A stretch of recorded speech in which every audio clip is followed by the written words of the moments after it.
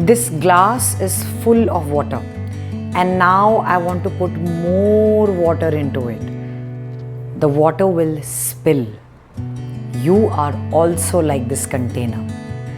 You are full of thoughts, emotions, worries, complaints. You think you will be able to focus on any other task? So hello everyone, welcome back to discuss the most demanded topic, focus. I am Jyoti, I am your coach for accelerated learning, and today we will discuss the internal factors responsible for enhanced or decreased focus. I have already made a video on the external factors responsible for focus. The link is in the description box, and meanwhile also subscribe my channel and hit the bell icon. So let's come to the internal reasons. As I've explained, you are so full of yourself. How will you absorb something more into you? So the first reason that affects your focus is self-talk. Yes, we love to talk to ourselves. You are an introvert, you are an extrovert, doesn't matter. That's for the external world. But in your internal world, you are continuously chattering, you're continuously talking to yourself and maybe cluttering your mind. Self-talk, for example, I should have said this. Oh, I should have done like that. And most of the times, have you heard this saying? You remained quiet to maintain peace in the external world. But then the war begins here. Exactly. You may be quiet in the external world, but you're continuously talking to yourself. You are so full of your thoughts that you cannot focus on something else. During an NLP counseling session, these self-talks are considered a big barrier, and we have processes through which we can actually deal with this. But I'll give you a tip about how to deal with the self-talk towards the end. Let's look at the second factor. Now, the second factor is your state. State is your emotions. What is your emotional state at that point of time?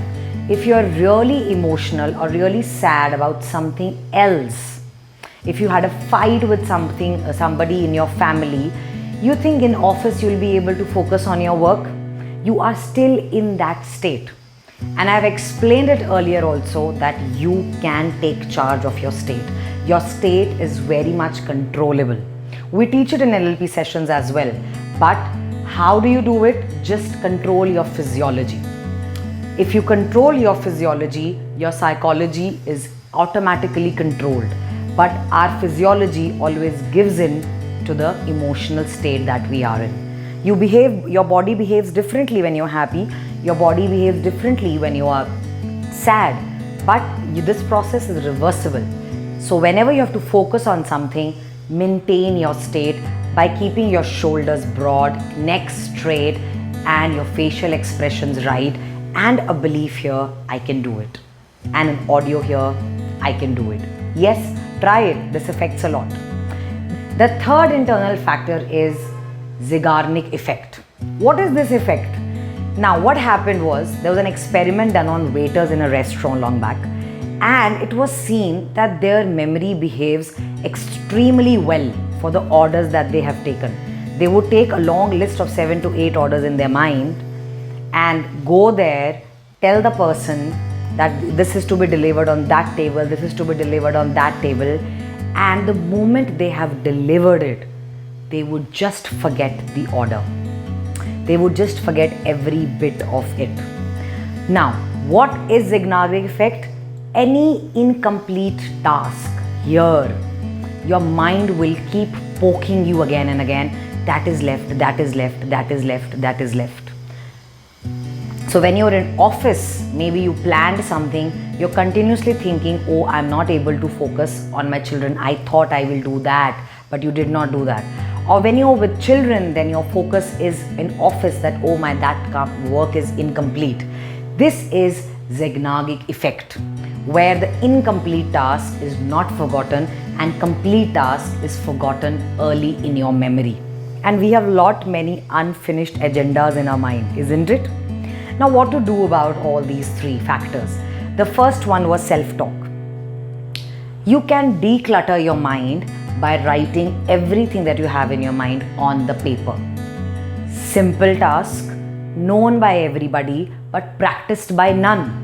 Yes, you haven't heard this for first time, but tell me, when was the last time you practiced it?